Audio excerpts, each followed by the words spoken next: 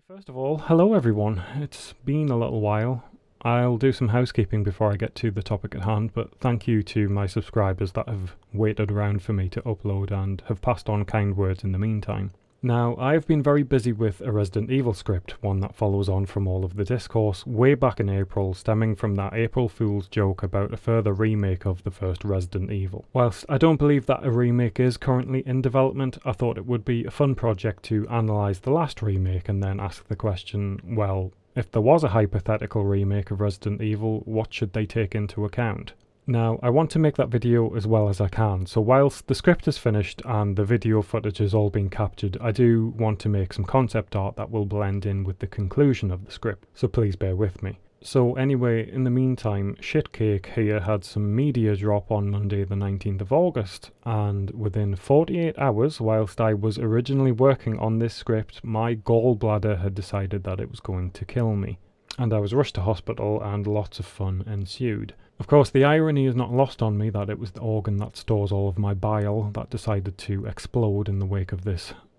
wonderful event. So I've been in hospital twice, laid up, waiting for surgery and then recuperating afterwards. Truthfully, I did try to record this script already a week or so earlier, but the problem with having surgery via your obliques is that it messes with your diaphragm and by extension your voice. So I did try to make this video sooner, but I sounded like that Dutch comedy sketch.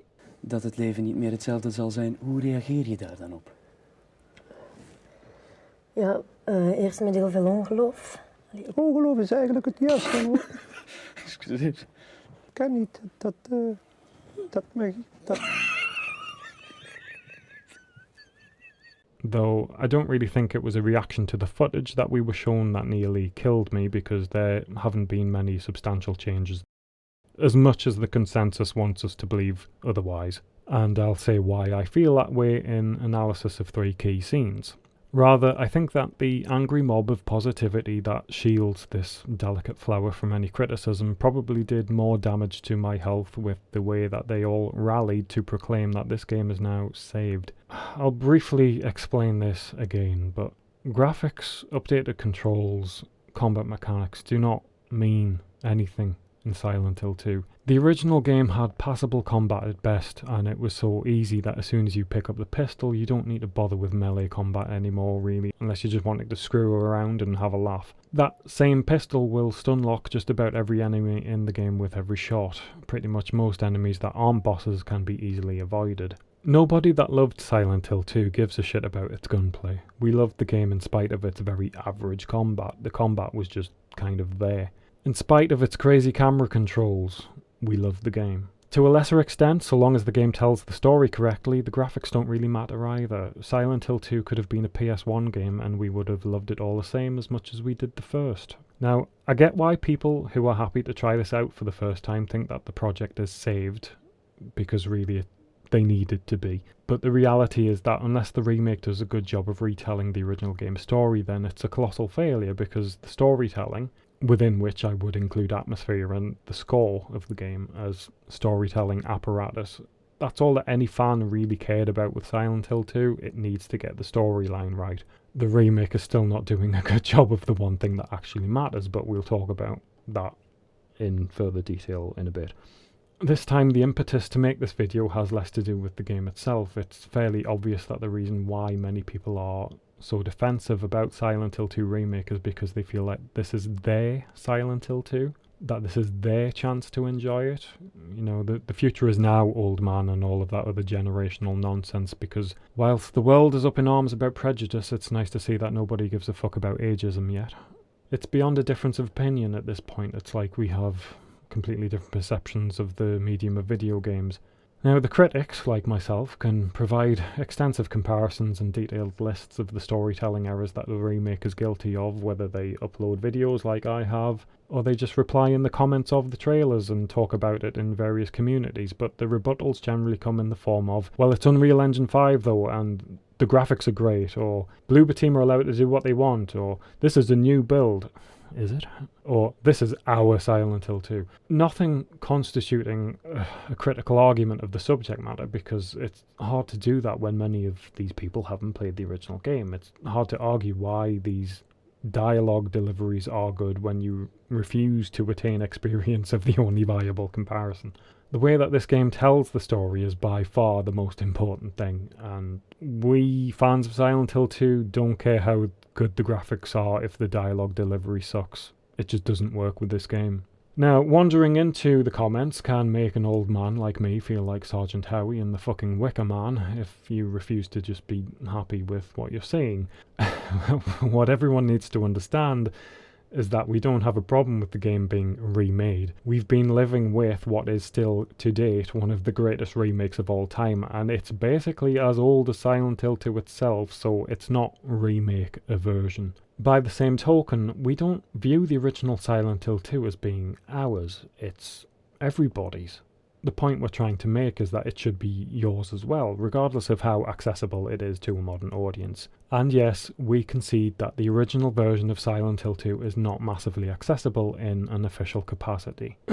Some people have tried to alleviate this, but it's not an ideal situation, though I must make the point now, before I move on, that thanks to Konami losing the original master copy of Silent Hill 2, thereby making forward compatible ports an absolute nightmare, we have this remake. Before this, for the same reasons, we had God Awful HD collection on the PlayStation 3 and Xbox 360, and I can't believe I'd ever reach a point in time where I would plead with people to play that version of Silent Hill 2, because I honestly would rather that you play that than play this remake. It has fucked up graphics amongst other issues, but at least it doesn't ruin the game's story, thanks to the inclusion of the original voice acting audio, even if they did fail miserably with a re-recorded, recast version of the script. We all panned this new voice acting at the time, and this remake is being panned for the same reasons. Nobody was up in arms when we complained about the HD collection, and you have to understand that when we complain about this remake, it's coming from the exact same place. Still, I can't help but feel that supporting this remake is in effect rewarding Konami with lots of money for being the massive oafs that lost the original copy of the game. Because if you trace it all back to the original game, if they still had that master copy, we would have had ports of that game and more people would have played it, and any situation regarding a remake would not have the same complexion that they do today. In other words, we would have avoided all of this if Konami weren't crap, and paying them for their historical crapness is enough incentive for me to steer clear of this project anyway. This is not our version of Silent Hill 2, and this is not your version of Silent Hill 2. There's just Silent Hill 2, and not Silent Hill 2. The problem lies within the fact that many are prioritising a modern version of the game, made for current systems with updated graphics and controls, a post-Resident Evil camera for shooty bang bang over whether or not it tells the story correctly. People frequently jump at the chance to retort that, well, the original Silent Hill 2 isn't going anywhere, but those people miss the point because one thing absolutely has now gone, and that is the singular, crystalline understanding that the whole world had of what Silent Hill 2 was. Now there is a schism. That's what this remake has ultimately contributed to this community, to the game's legacy. We've gone from a singular understanding to a new era of polarity. This is Bloober Team's imprint on the legacy of Silent Hill 2, one which they shouldn't even be touching in the first place, so thanks for that one, Bloober Team. There are two versions of this storyline now, one told well and with an identity that has been intact for over 2 decades, and a modern version retold poorly, a newer audience not wanting to listen to any negativity because they don't want anyone ruining what they think is their version of Silent Hill 2. Lists of evidence and comparisons that we critics provide and the years of analysis of the material are refuted, for getting in the way of a good time, of their anticipation. Our criticisms of the remake aren't about ruining anybody's day, and they aren't about preventing new people from enjoying things. And so with that, I'm going to talk about a few more problems that are on display in the new footage, for your pleasure. First, I want to tackle the extended gameplay trailer, or at least the end of it. I'm guessing that this preview was a condensed version of the 3-hour playable preview that the journalists at the major outlets got their hands on, IGN, GameSpot, for instance. To be honest, I don't have much to say about the first 20 or so minutes showing James walking around town and dealing with lying figures and mannequins. The majority of this preview is basic stuff, and because there's a lack of outright tragedy unfolding on screen for the most part, people have confused this for a solid demonstration of the game's overall integrity. Nothing's really different from the gameplay that we saw a few months back, but I'm not overly concerned with the gameplay jank or any of the animation stuttering or sound design issues. They're quite low priority on this game's catalogue of problems. Instead, I'm going to fast forward to the end and talk about the one part that is truly revealing, the Pyramid Head scene. Let's compare it to the original. Now, I've already spoken about this in detail, so forgive me for going over it again. The original scene. James walks into the room and Pyramid Head is seen forcing another monster into doing whatever the hell this is. It's a full frontal shock that comes out of nowhere, and the overtones are highly sexualized and violent. It appears on screen for a second or two and makes you question the nature of what you have just seen. The visual is confrontational. Pyramid Head stops as soon as James enters, and it seems pretty clear that he was simply entertaining himself whilst waiting until James walked through that door. Pyramid Head then almost rubs his hands together with glee as if to say, "Oh good, you're here." He's like a school bully that knows your route home and he stood on a particular corner waiting for you to get there. James instantly starts freaking out, trying to get back out through the door that is now locked behind him. This is the game explicitly telling you that the door has locked behind you and that you are trapped. For the purpose of the scene. This is obviously meant to be strange, but it's a logical thread. This is Silent Hill being Silent Hill, and that's why you are trapped. There's nowhere else to go. Pyramid Head is pretty much on top of James before the cutscene even finishes and you regain control of the game. You are now tasked with somehow getting away from Pyramid Head in this deliberately tiny room with no safety. It's a literal confrontation. This is an intervention. The room is so small that it's like playing tag in a closet. The whole point of this room is that it's tiny and there's nothing to hide behind. The design of this room is not a product of the time. This is not some PlayStation 2 limitation. It's not a problem with resources, level design, game performance, or old school game design. They could have easily set this fight in a larger room if that was the point, and they do exactly that later in the game several times. You spend the fight avoiding Pyramid Head's knife as best as you can whilst it swings uncomfortably close to you, using the farthest corners as your only real safe space whilst you slow him down with gunfire.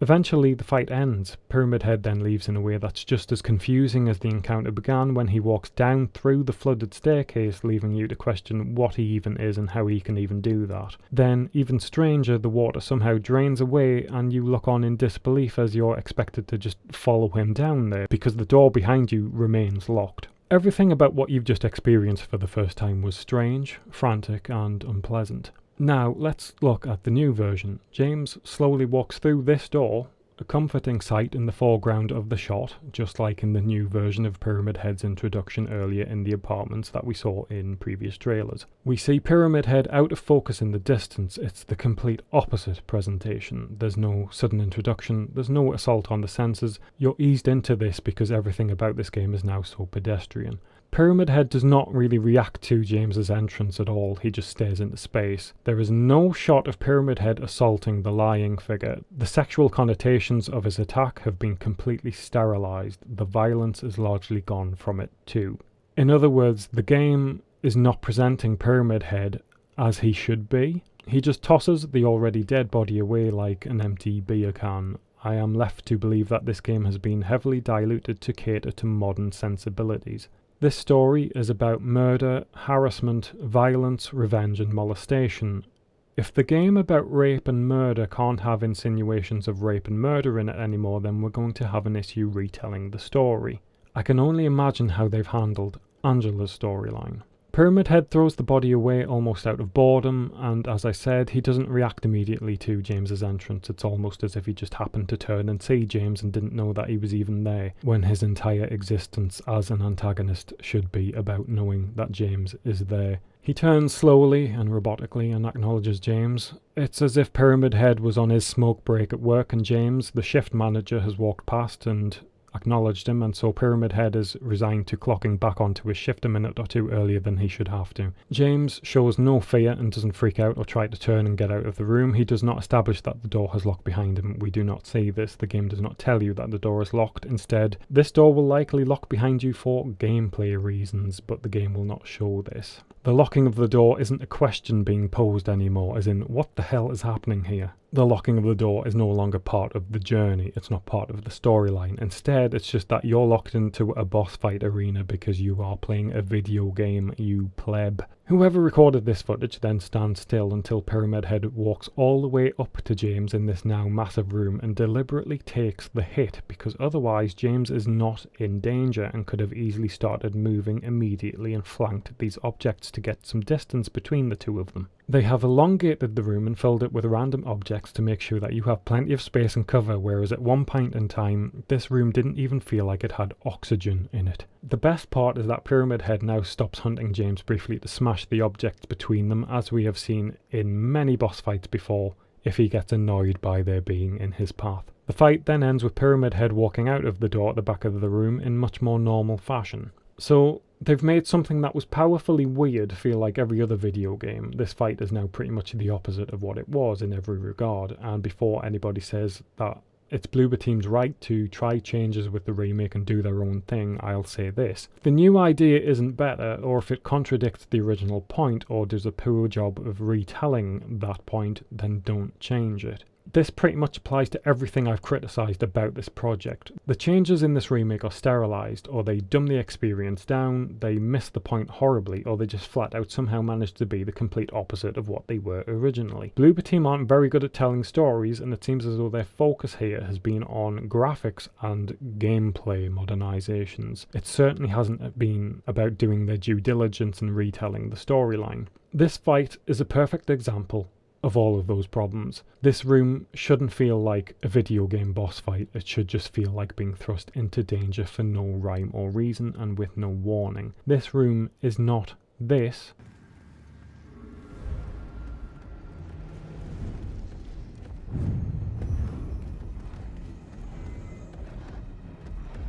It's this.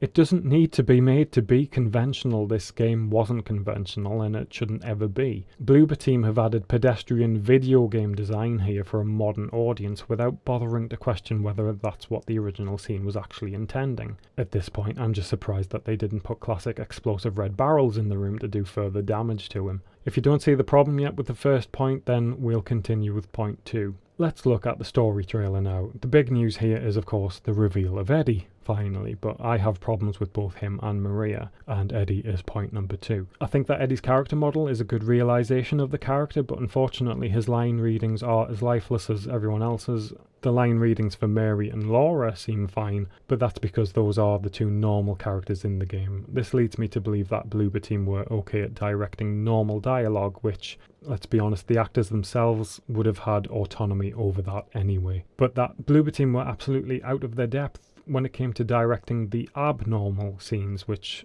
is most of the game. All I can say is that I wish that the game's dialogue had been read with all of the energy and passion shown by those who were most furiously hyperventilating in the defense of the game in the comments. With Eddie, obviously there's only 2 lines of dialogue in the trailer, and I can hear the rebuttals coming already. There's not a lot to go on, but even the delivery of these 2 lines seemingly belong to a different character than Eddie. The whole point of this character is that when you first meet Eddie, he is sluggish, withdrawn, apathetic, elusive and defeated. Unbeknownst to us, Eddie has shot a man and his dog in a neighbouring town and has fled the scene. He is on the run. He of course doesn't elaborate on any of this and shakes off any association with the violence surrounding him whenever we find him, until we find him again at Toluca Prison, which is this scene. When we find Eddie again at the end of his character arc, he has found his solution, which is ultra-violence, and he is hyper-focused and in the grips of that feeling. Eddie has gone from being a sluggish, withdrawn character to now being downright energized by what he is now doing. He is reveling in violence. After he has crossed the threshold into ultra-violence, Eddie's demeanour is one of jubilation. It's not until James snaps him back to reality by questioning what's going on repeatedly that Eddie then climbs back down into nervous denial. When James starts to interrogate him, he becomes animatedly defensive. Though erratic and skittish, he is still highly energized, his eyes darting about the room as he shirks every insinuation coming from James. The rate at which he makes excuses seems to condemn him rather than anything else. The new Eddie is still playing out with the sluggish energy he should have had when we first met him, and he doesn't seem to have been transformed at all by what he's now doing. He doesn't have that stimulated energy of finding focus in the violence. His personality is thoroughly decaffeinated. Eddie was never the smartest person in the room, but the best part about this new scene is that the way in which the second line of dialogue is now delivered makes Eddie at once seem stupider than he was in the original game, and yet the dialogue itself is filled with manipulative tendencies as if he's now smarter than James.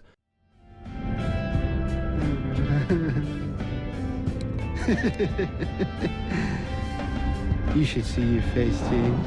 The new Eddie has the same stoned drawl and low batteries that the rest of the cast have in this remake. Speaking of stoned, James is supposed to admonish Eddie when he reveals his newfound murderous intent, and the result is now hilariously underwhelming and has none of the bewilderment of the original. You can't just kill someone because the way they looked at you.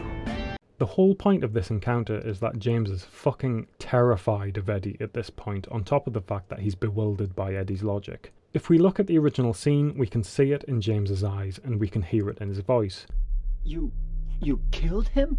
But it wasn't my fault. He made me do it. Besides, he was making fun of me with his eyes, like that other one. Just for that, you killed him? What do you mean, just for that? Eddie, you can't just kill someone because of the way they looked at you. He had it coming too. Eddie? Eddie?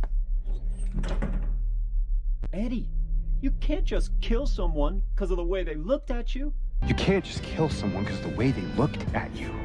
James has a strong reaction to what he's just heard Eddie say, which is that Eddie has essentially implied that he's now going to start killing people over nothing more than accusatory looks. Understandably, James, in between poking holes in the logic, looks downright petrified by Eddie's mental state. I think if somebody tells you that they are considering murdering people over little more than disdainful looks, you probably don't react like this. You can't just kill someone because the way they looked at you. None of the fear and barely any of the rationalizing or moralizing is present here. Neither is the subtle current of emotional bargaining that is flowing through James himself as he reflects on his own actions up to this point. Then, with the second of Eddie's two lines in the trailer, we see the way in which he brushes this off.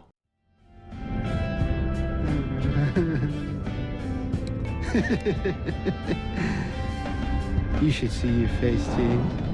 This is the wrong character, Bloober Team. That is the line of a manipulator, of someone patient and calm, not the erratic paranoiac who fled a nearby town and whose eyes dart all over the place as he tells bad lies. Eddie is not a good liar. He isn't calm, he isn't smart, he's not a strategist. He's not able to play manipulator like this. The entire premise of his character is that he's a ball of nervous, chaotic energy that tells shit lies and then runs away because he's no good at covering up what he's done. After making the mistake of admitting his history whilst coming down from the adrenaline of his recent activities, when said adrenaline wears off, he withdraws again. In this original scene, the best that he can muster at the end is to say, "I was just joking, James," really unconvincingly, whilst his eyes grope the room for the nearest exit and then promptly leaving before James can question him any further.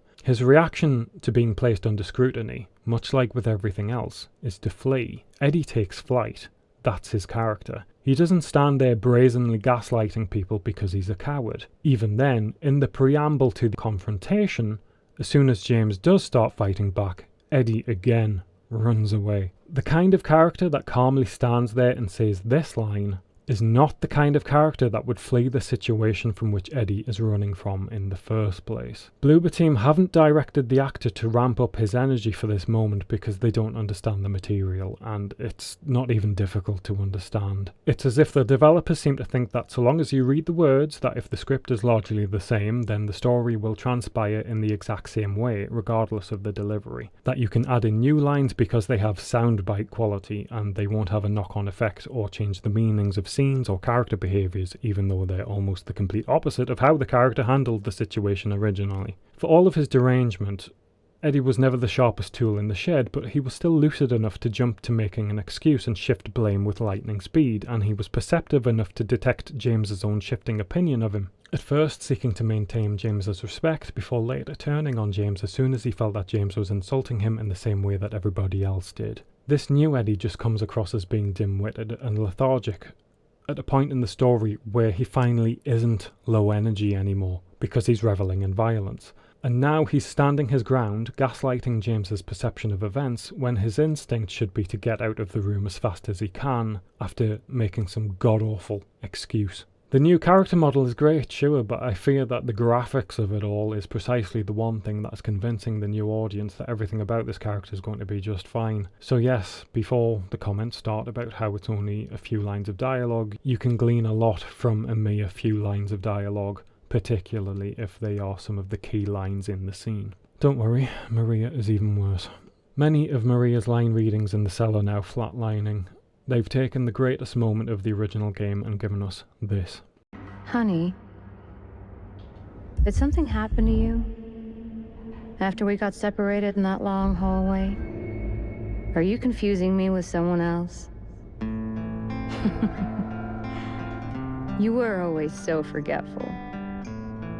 Remember that time in the hotel? Speaking of crucial lines, I've seen that many people have noted that the reading of the line, "I'm not your Mary," completely misses the mark, and they are absolutely right that it is the worst offence. How do you know about that?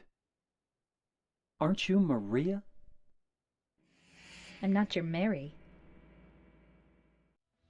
How do you know about that? Aren't you Maria? I'm not your Mary. That is the most important line of the original scene. If we compare the two scenes, it's honestly laughable. The original purpose behind why Maria says this in this way is now completely lost. Still, the truth is that the whole scene is now just lifeless. The original Maria scene is like this other world where James watches a recently deceased woman come back to life and then start exhibiting the personality of his own dead wife, before malevolently denying it at the end and then playfully, forcefully instructing him to simply accept her before she suggests that they physically consummate a previously non-existent relationship. James is basically sat talking with the devil in this scene. She is straddling the line between not just two characters but two different worlds, and James is losing faith in reality. New Maria reads every line with the same pitch, the same cadence, no warmth and no pretense of somehow being Mary. Did something happen to you after we got separated in that long hallway? Are you confusing me with someone else? Original Maria basically turns into a different person, and the way in which she is now laughing and talking out of context would be unsettling enough if it was simply a personality shift into some complete stranger, but this is particularly frightening for James because of the familiarity of this particular shift. Are you confusing me with someone else? You were always so forgetful. Remember that time in the hotel? Maria? You said you took everything, but you forgot that videotape we made. I wonder if it's still there. The new version ends with the reading of "See, I'm real." See? I'm real. Which again completely misses the malevolence and the authority of the original performance.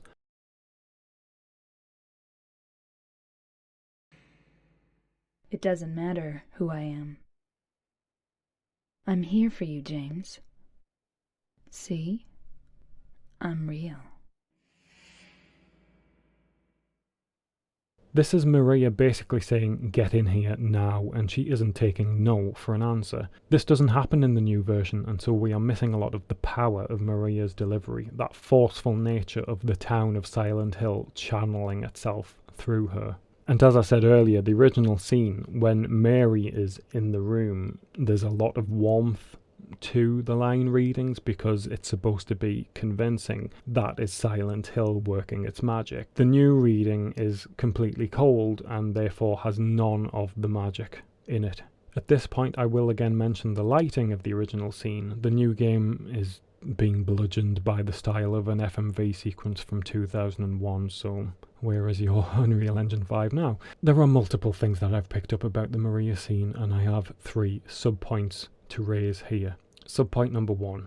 With the original scene, it's quite obvious that Team Silent gave the actor direction along the lines of, look, you're essentially playing Mary here, so just read the lines as Mary, and that's what happens. The actor changes their voice up and starts reading those lines as required as though they are Mary. The delivery is a softened, light-hearted contrast to Maria. It's a complete tonal shift. The scene calls for Maria to start exhibiting Mary's personality, so the obvious way to do that is to just read those lines as Mary with no pretense. In the new scene, the delivery is a weird drawl, and it's very low energy, where Mary was quite vibrant. Did something happen to you after we got separated in that long hallway? Are you confusing me with someone else? You were always so forgetful. Remember that time in the hotel? Maria? You said you took everything, but you forgot that videotape we made. I wonder if it's still there. It doesn't sound like Mary, it just sounds like Maria being sarcastic, which goes against the purpose of the scene where she's switching between Mary and Maria as the scene demands. The delivery and the personality should be alternating. There should be a massive contrast between the two, and there isn't here. Subpoint number 2. Now, the whole point of this scene is that Mary is very much in the room with us, and this is supposed to be a massive mind fuck on James. So another issue that I have with this new scene, if we just ignore the delivery as acting and just think of it in terms of the storyline, Mary would not speak like this to James. This isn't Mary speaking. I mean, does this sound like Mary to anybody else? Because it doesn't to me. This isn't how Mary would talk to James. So crucially, why would we ever think that James would be fooled and would believe that that was Mary? It's as though Team Silent directed the scene like, look, you're Mary right now, and Bloober Team have directed the scene like, Maria is just pretending to be Mary to fuck with James with this sarcastic voice that's not terribly convincing and it's massively out of character for Mary. You've destroyed the scene. I mean, it's not a massive surprise, you've ruined everything else up to this point, so the main scene in the game was always going to be a shit show, given the track record. The whole point is that James is supposed to kind of believe that Mary might be in the fucking room with us right now, and why the fuck would James believe that Mary is in the room with us right now with this new version? Why would he be convinced by this? Subpoint number 3. Let's take it even further and just use a more obvious surface level sense of analysis. If we just move on to the very next scene in the exact same trailer, this is Mary's voice. Let's compare. Are you taping again? Come on. I don't know why, but I just love it here. It's so peaceful. It's not the same voice being used. Are you confusing me with someone else? Are you taping again?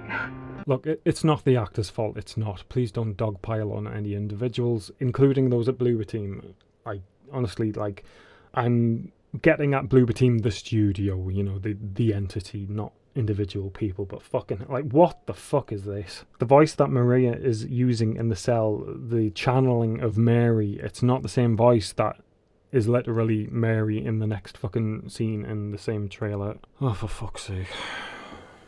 And that's that, really.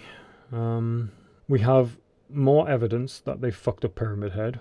They've revealed Eddie with a mere 2 lines of dialogue, which people will use to rally to the game's defense, and yet, as I see it, in those same 2 lines of dialogue, they've managed to completely change his fucking character, which defeats the premise of the character, including getting really fucking weird reactions out of James. And then they fucked up the main fucking scene in the game, and this isn't a convincing job that Mary is in the room with us right now. In other news, we don't see Angela much in the trailer, but her line reads are sounding pretty flat too. I can't imagine her having the chaotic, infantilized energy that's actually required for Angela.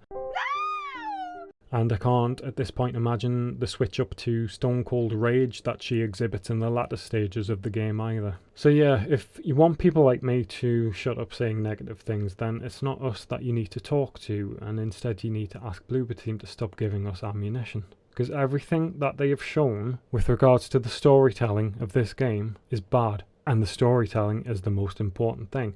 far more important than camera controls and over-the-shoulder gunplay and fucking graphics. Like, nobody that loves the original game gives a shit about any of that, because we didn't care about it back then. And if you haven't played the original Silent Hill 2 and you don't get it, that's fine. But to wade into the conversations underneath these trailers and things and make out like people like me, to tell us that we don't have a right to say what we have to say, and to say that, like, you know, oh, you just can't have a conversation with those people. It's you that is not listening to us. Like, the extent of your argument is like, you know, the future is now, old man. Well, sorry, but that doesn't fucking cut it. So yeah, with that, another disappointing episode concludes. Good grief, I'd far rather everybody just play Tormented Souls 2. Now I'm in the mood to talk about other things, fun things, so whilst I go back to working on this fucking Resident Evil project, I'd actually like to do something creative with all of you lovely people watching this. So we're going to do a creative writing exercise, and I'm going to ask you guys to send in your examples. Here is the assignment. You are a survival horror game NPC, except that the only presence that you have in the game is through a diary entry or an audio log. Your entire character is essentially an Itchy Tasty. If you were one of these background lore characters, what would your diary log say? Now, the context can be anything. It can be zombies, vampires, it could be the Tory wine, cheese and sodomy party during COVID lockdown. You can submit anything up to 300 words in either written or audio form. You can just send me a block of text, or you can like Dropbox me an audio file if you want to read it out yourself. Send them to archivalhorror@gmail.com and I will pick out anything that I think, you know, can be posted onto YouTube, basically. And I will read out your submissions in a compilation video if you've sent me text. I'll even try to do stupid voices. If you want to submit your own audio file and you do the voice work yourself, that's absolutely fine. Again, the context of the game or the horror, you know, scenario, whatever, is completely up to you. It's your chance to just have some fun and make up a diary entry in a horror game. Obviously, don't submit anything that you feel is too good of an idea and that you maybe want to hang on to. Like, I absolutely respect the fact that, you know, you might write something and then you might think, ooh, actually I don't want to submit this because I might work this into something of my own. So yeah, just submit things that you know you're okay with it being public. Give me a line or two separate. Like, you can send me separate notes as well to like say like what your background context is. It's a shopping mall and the zombies are starting to break through, or it's the event horizon, whatever. And then whatever your actual diary entry is, that can be its own separate 300 block of text or whatever. And of course the name that you wish to go by, and be sensible about that one. Of course, the whole point of this exercise is for you to write a diary entry that is able to demonstrate the context of the situation within the limited scope of the word count. So have fun and send me those, and I will make a daft dumb video and I'll post it up. It'll be a big compilation of everything that you've submitted. And yeah, if you just send me text, I'll try to do stupid voices or something and it'll just be funny. But I mean, like, I think really this, to be honest, it's your opportunity to do stupid voices if you want. Just record some, and like, honestly, like, the audio quality doesn't matter. I'm not going to be like, we're not going to be prejudicial about any of that kind of thing. It does, like, the tech that you have, it doesn't matter. Just, I mean, hell, I mean, that could be part of the character of the audio log if that's what you want. And yeah, and feel free to do any kind of, if you are experienced with audio workstations and things, feel free to add your own effects and any of that kind of stuff. And yeah, we'll have a big compilation of everybody's submissions. I'm probably expecting about 5. Honestly, but we'll see how it goes. I just think it'll be fun, and then yeah, I'll get back to working on Resident Evil as soon as I can. But there's just like, there's a lot of production stuff that I kind of need to do with that. So thanks for listening to me rant again about more bullshit, and I'll catch you in the next one. See you later.